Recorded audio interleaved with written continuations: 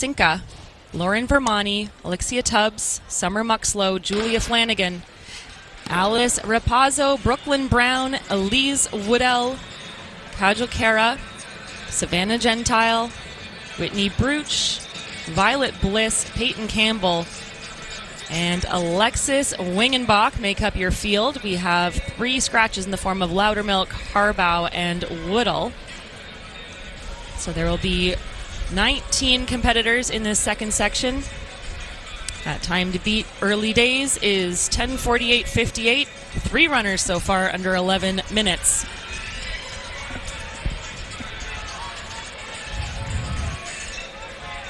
Violet Bliss is going to take on the early pace setting duties and really making sure that she is keeping that tempo strong up front. This is a junior out of Stanfordville, New York. And don't let her name confuse you. Violet Bliss sounds quite serene and maybe a little timid, but this is anything but timid running. I think she might be taking a page from the book of Ms. Baltershot from our first section. Absolutely. I mean, I love the name. Definitely racing completely opposite of it. But Kate, correct me if I'm wrong. The 2 mile, there's not an NCAA race for this. So where is that middle ground for a lot of these athletes? What do they go into college running? Do they go down to the 15? Do they go up to the 5K? Yeah, and the 3,000 is that middle ground. Sometimes you have the opportunity to run. Of course, that's more of the steeple distance, so it's a really good question, and I think that's the cool thing about the 2 mile. I always really liked the 3,000 for that reason. It's the meeting ground. You're coming off maybe cross country and you've got all that strength. You don't quite have the speed yet for the outdoor season, and you can take advantage of that, in-between distance. But it's a good point, and it's an event that's contested, again, so much at the high school level, and this is obviously an event that our leader is quite comfortable with. Violet Bliss, with a really sizable gap, several meters back now to our second athlete in the form of Dominique Cameron. Bliss went through that opening lap in a very speedy 76.8. And now the other athlete starting to, I think, just take some attention here about not letting, again, if Bliss was able to take a page from Baltershot's book, surely these other girls are saying, well, we don't want to get caught asleep at the wheel and have that happen to us either. So we're going to make sure that we're working hard to get ourselves back up into contest here. I mean, and they have time to do it. 2 laps in now. Bliss opened up with a 76 first lap. It slowed a little bit, as we would expect, to just shy of 81. And now she is less than a second and a half ahead of second position. That's Peyton Campbell, the senior from here in Pennsylvania. And it's Kara who has moved into third out of Princeton, New Jersey.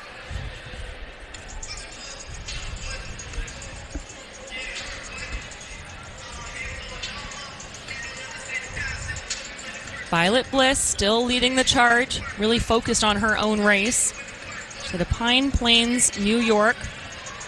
Another athlete who's just set a ton of PRs throughout her season, 5:01.27 in the mile. Got herself under 10 minutes again in the 3,000, which is not an event run all that often at the high school level in the States, but 10 minutes to break that is a big deal. She did that at her state championships to finish 13th. Now there's a trio just gathering strength behind her as Bliss perhaps blissfully unaware of what's happening behind her, but again, happy to just continue running her own race.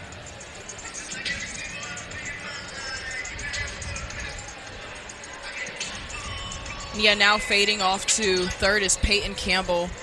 She's going to be going to Monmouth in the fall here. And she was starting to gain on Bliss, but then she was surpassed herself. Another athlete in that mix is Jalen Ray. We've seen lots from her in the past as well. She's a great cross-country runner. And Ray making sure that she's not being counted out in this early stage. But this has all been Violet Bliss up front. It's another 80-second lap. So it was Bliss, Cargold, Campbell, Tubbs, and Ray. That is Elle Cargold in second, the junior out of Kentucky.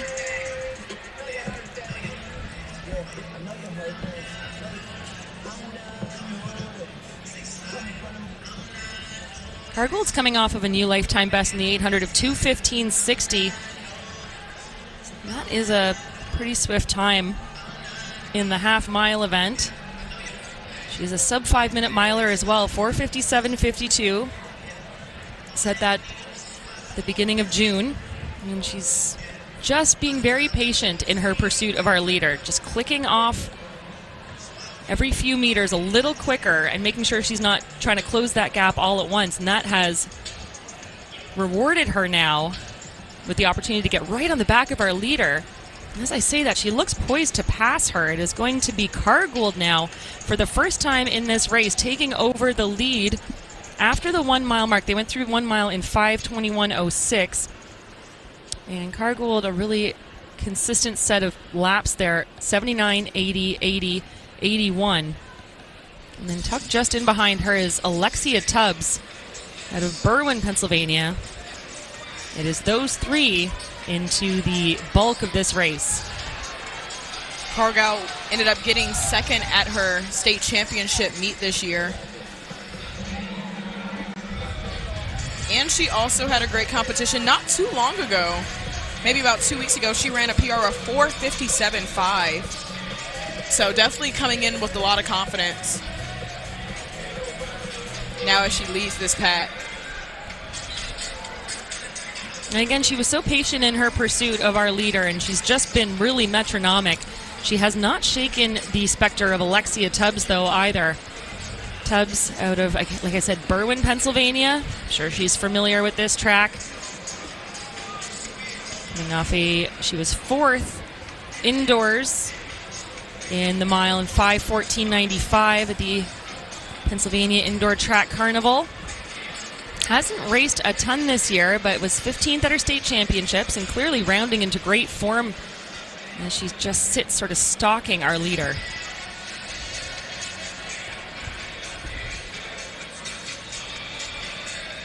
Continuously pushing her right to the outside shoulder, which is a really good position to be in.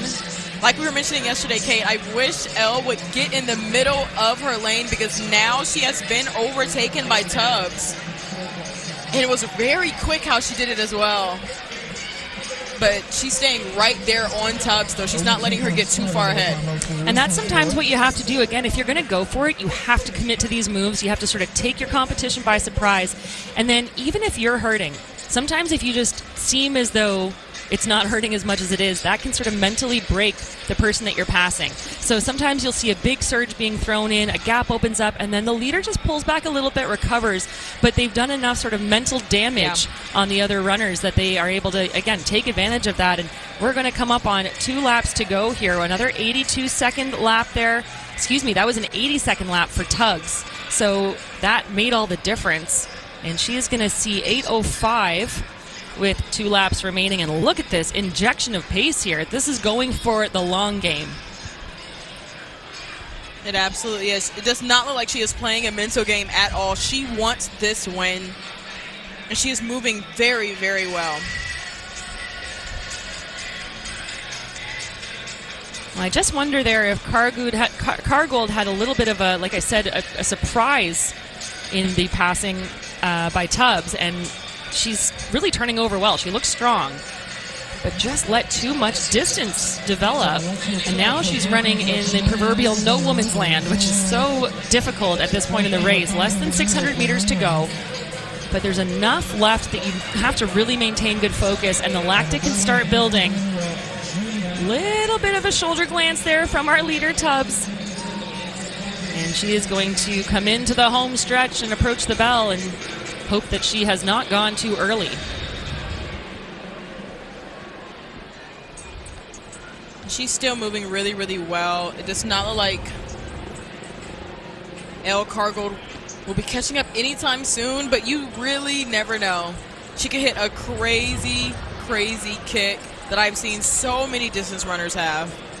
Well, as you say that, I think that the turnover is actually increasing significantly from our leader. Tubbs got a bit of an awakening from that bell. That was a big lap for her, 78 mid. That was by far her fastest of the race so far. And so the Berwyn, Pennsylvania athlete, you can see the determination, the focus on her face, but her arm carriage is still good. Her knee drive is strong. And I know that Cargold is working really hard behind her as well, but I think there is just way too much gap to be made up now. So it is going to be Alexia Tubbs coming around the bottom of the track for the final time. And she must know at this point that the victory in this second section of Championship Girls 2 miles is hers. Again, like I said, that arm carriage really quick. She's increasing her pace kind of remarkably with every stride. Despite how long this push for home was, almost 2 laps out, she went for it, and she is going to power her way down the home stretch. It is going to be Alexia Tubbs, the local athlete, the junior, taking the win here in our second section.